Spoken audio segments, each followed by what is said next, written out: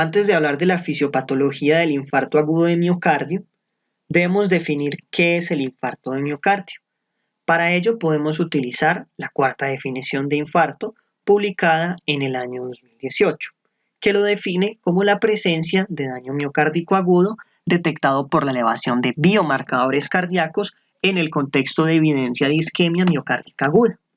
Usualmente, los pacientes experimentan dolor precordial irradiado hacia la extremidad superior izquierda o la mandíbula.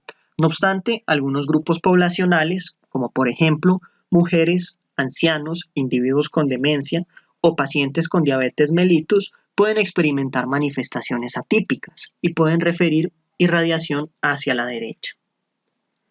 En ocasiones, pueden acompañarse de otro tipo de síntomas como disnea, diaforesis o una sensación inminente de muerte. Algo que tenemos que tener en cuenta es que todo paciente con un dolor torácico debe ser considerado como una emergencia. Por ende, se deben movilizar recursos, tanto humanos como locativos y tecnológicos. Es algo fundamental. Se considera que entre el 5 al 10% de los pacientes con dolor torácico agudo que acuden al servicio de urgencias padecen de un infarto agudo de miocardio con elevación del ST, entre un 15 a 20% de un infarto agudo de miocardio sin elevación del ST, un 10% de anginas inestables, un 15% de algún otro tipo de cardiopatía, como por ejemplo miocardiopatía de Takotsubo, y el 50% restante padecen de alguna causa extracardíaca que les genera el dolor, que puede ir desde algo tan inocuo como una costocondritis o un síndrome de Tietz hasta algo tan letal como un tromboembolismo pulmonar, un neumotórax a tensión o una disección aórtica. En cuanto a la parte histopatológica, el infarto agudo de miocardio se caracteriza por la presencia de células muertas, pero esto va a variar dependiendo del tiempo de instauración y los cambios van a ser secundarios a una isquemia. Lo primero que va a aparecer van a ser los cambios ultraestructurales a nivel de los cardiomiocitos. Cambios como por ejemplo la disminución de los depósitos de glucógeno o la rotura de los sarcolemas, que aparecen en torno a los 10 a 15 minutos. Esto no puede ser visualizado a través de microscopía óptica, pero sí puede verse mediante microscopía electrónica. Por ejemplo, en torno a los 10 minutos ya es posible, a través de este método, apreciar las alteraciones mitocondriales. En cuanto a la identificación macroscópica, esta va a demorarse. Tienen que transcurrir al menos unas horas para que ya pueda ser notorio. Algo que es muy interesante es que los modelos experimentales han demostrado que la necrosis va desde el subendocardio hasta el subepicardio. Evidentemente, la velocidad en la cual se va instaurando la muerte celular va a depender de múltiples factores relacionados directamente con la tolerancia a la hipoxia. Habíamos mencionado en otra videoconferencia la de enfermedad arterial periférica oclusiva, que la tolerancia a la hipoxia dependía de 3 variables.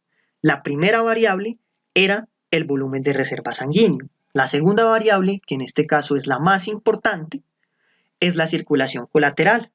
Y la tercera variable es la ley de Poiseuille, que la habíamos explicado en otra charla.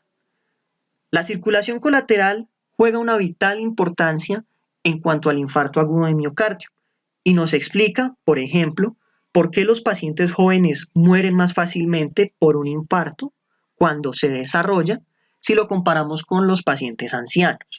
Los pacientes ancianos tienen mayor circulación colateral, por ende, la velocidad de la muerte celular va a ser más lenta. Sin embargo, cuando se instaura en un paciente joven, que por fortuna es algo muy escaso, debido a que la mayoría de los infartos se instauran en pacientes mayores de 50 años, las consecuencias van a ser devastadoras. En aproximadamente unos segundos se empieza a instaurar los primeros cambios funcionales a nivel de la célula. Según el texto Patología Estructural de Robbins y Cotran, empiezan a aparecer las depleciones de ATP. En menos de 2 minutos se empieza a perder la contractilidad. Recuerden que el gasto cardíaco depende de 4 determinantes, los cuales en orden serían precarga, poscarga, contractilidad y frecuencia cardíaca. Para los 10 minutos ha ocurrido una reducción del 50% y para los 40 minutos ha ocurrido una reducción de aproximadamente el 90%. Queda solamente el 10% de lo normal. En torno a 20 o 40 minutos ya la injuria es de carácter irreversible y luego de una hora aparece algo que se conoce como injuria microvascular. Acá pueden apreciar algo que habíamos enunciado previamente. Este es un paciente el cual tuvo un infarto, su sintomatología duró aproximadamente entre 2 a 3 horas y posteriormente falleció. Cuando se realizaron los cortes, el tejido muerto se puede resaltar a través de la sumersión en una sustancia que se conoce como cloruro de trifeniltetrazolio. Acá pueden apreciar entonces el resalte. Todo esto es tejido muerto, tejido no funcional. Aquí podemos apreciar la evolución histológica de un infarto agudo de miocardio. En la imagen A podemos apreciar un infarto de un día. Podemos evidenciar necrosis y espacios ensanchados entre las fibras muertas que tienen neutrófilos dispersos. Acá podemos apreciar claramente los neutrófilos. Acá vemos uno muy marcado y podemos apreciar esos espacios ensanchados. En la imagen B podemos visualizar un infarto luego de 3 a 4 días. En este momento existe un importante infiltrado leucocítico polimorfonuclear denso. Acá donde tengo el cursor está muy remarcado. En la imagen C han pasado ya unos 7 a 10 días y los miocitos necróticos empiezan a ser eliminados mediante procesos de fagocitosis. En la imagen D aparece un tejido conocido como tejido de granulación y finalmente en la imagen C ocurre un recambio. La zona de infarto se reemplaza con colágeno y las células residuales, con el objetivo de compensar, se hipertrofian. En cuanto a la fisiopatología, nosotros tenemos que tener primero en cuenta un factor que es normal. En todos los seres humanos empieza a aparecer la placa ateromatosa en torno a los 7-10 años. Sin embargo, la velocidad de la aterogénesis va a variar dependiendo del estilo de vida del individuo. Este proceso de aterogénesis comienza como un cambio cualitativo a nivel de las células endoteliales y si, por ejemplo, el paciente se somete a estímulos oxidativos, hemodinámicos, factores inflamatorios o estímulos bioquímicos como fumar, la hipertensión arterial, la dislipidemia, entre otros, la velocidad de instauración de la placa ateromatosa va a ser muchísimo más marcada. En gran medida esto quedó confirmado tras los hallazgos y las investigaciones del estudio Framingham que inició en 1948, como enunciamos en la primera charla de este grupo de videoconferencias. Estudio que se encargó de analizar la relación de enfermedad cardíaca con los estilos de vida de una población de Framingham, Massachusetts. Todos estos factores que hemos mencionado hasta el momento van a cambiar la permeabilidad del vaso. Tras ello, van a empezar a retenerse monocitos y partículas de LDL que contienen colesterol. Esto va a producir procesos inflamatorios que van a conducir a modificaciones bioquímicas que van a hacer proliferar a las células endoteliales y a las del músculo liso. Posteriormente, se van a producir moléculas de la matriz extracelular y se va a formar una capa fibrosa sobre la placa ateromatosa en desarrollo. Las placas van a conducir a síntomas, dependiendo del tipo y el grado de oclusión que generen. Me explico. Cuando los cambios son limitantes al flujo, ocurre algo que se conoce como angina estable. Es el dolor precordial que se asocia a una actividad, usualmente se exacerba al subir una pendiente, o también ante situaciones de estrés. En el caso de que un trombo se encargue de interrumpir el flujo sanguíneo de manera temporal, va a aparecer lo que se conoce como una angina inestable, que a diferencia de la angina estable, que cede y disminuye con el reposo, la angina inestable perdura y de hecho puede aparecer en reposo. No es relacionada con la actividad. Y finalmente, en el caso de que ocurra una interrupción permanente, va a aparecer lo que conocemos como un infarto agudo de miocardio. Cuando un paciente consulta al servicio de urgencias por síntomas que son compatibles con un dolor de origen isquémico, lo primero que debe hacerse es solicitar un electrocardiograma de 12 derivaciones. Esto se tiene que hacer en los primeros 10 minutos, tanto solicitarlo como interpretarlo. La interpretación va a permitir que nosotros lo clasifiquemos en alguno de estos tres grupos. El grupo 1 es el paciente que tiene una elevación del ST en más de 2 derivaciones contiguas, miran a la misma cara o hay un bloqueo de rama izquierda nuevo o que podría ser nuevo. En la actualidad existía un problema para poder diagnosticar infartos agudos de miocardio en los pacientes que tenían bloqueos de rama izquierda de larga data y se utilizaban unos criterios conocidos como criterios de Sgarbossa, que si bien son muy específicos, tienen una sensibilidad muy baja.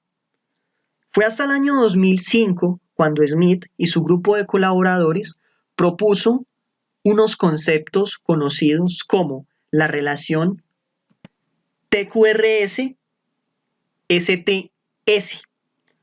Son dos conceptos, los cuales mejoraron significativamente la sensibilidad de los criterios que se habían empleado hasta el momento, que eran los de Sgarbossa. Fue tanta la utilidad de este nuevo panorama que el mismo grupo de trabajo de Sgarbossa adoptó estos dos nuevos conceptos y los integró en un algoritmo que discutiremos en otra videoconferencia. El objetivo de tratamiento con los pacientes que entran en el grupo 1 es reperfundir, pues la obstrucción es completa.